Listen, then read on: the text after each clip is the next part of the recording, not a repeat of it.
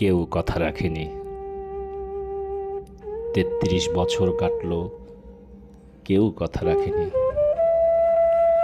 ছেলেবেলায় এক বষ্টমী তার আগমনী গান হঠাৎ থামিয়ে বলেছিল, শুক্লা দ্বাদশীর দিন অন্তরাটুকু শুনিয়ে যাবে।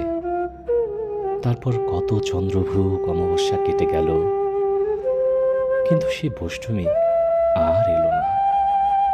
২৫ বছর প্রতীক্ষায় আছি।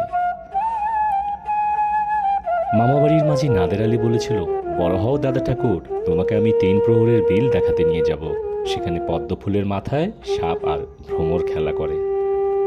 নাদের আলী, আমি আর কত বড় হব? আমার মাথায় ঘরের ছাদ ফুঁড়ে আকাশ স্পর্শ করলে তারপর তুমি আমায় ৩ প্রহরের বিল দেখাবে। একটাও রয়্যালগুলি কিনতে পারেনি কখনো। লাঠি লজেন্স দেখিয়ে দেখিয়ে চুষেছে লস্কর বাড়ির ছেলেরা। ভিখারির মতন চৌধুরীদের গেটে দাঁড়িয়ে দেখেছি ভিতরে রাস উৎসব।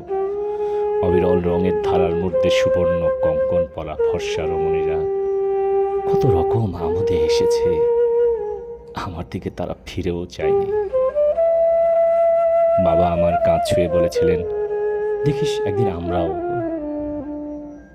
বাবা এখন অন্ধ, আমাদের দেখা হয়নি কিছুই।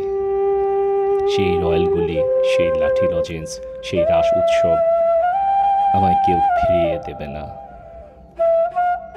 বুকের মধ্যে সুগন্ধি রুমাল রেখে বরুণা বলেছিল, যেদিন আমায় সত্যিকারের ভালোবাসবে সেদিন আমার বুকেও এরকম আতরের গন্ধ হবে। ভালোবাসার জন্য আমি হাতের মুঠোয় প্রাণ নিয়েছি, দুরন্ত ষাঁড়ের চোখে বেঁধেছি লাল কাপড়। বিশ্ব সংসার তন্ন তন্ন করে খুঁজে এনেছি ১০৮টা নীল পদ্ম, তবুও কথা রাখেনি বরুণা। এখন তার বুকে শুধুই মাংসের গন্ধ।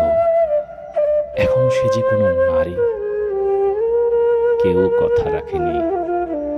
৩৩ বছর কাটল, কেউ কথা রাখেনি।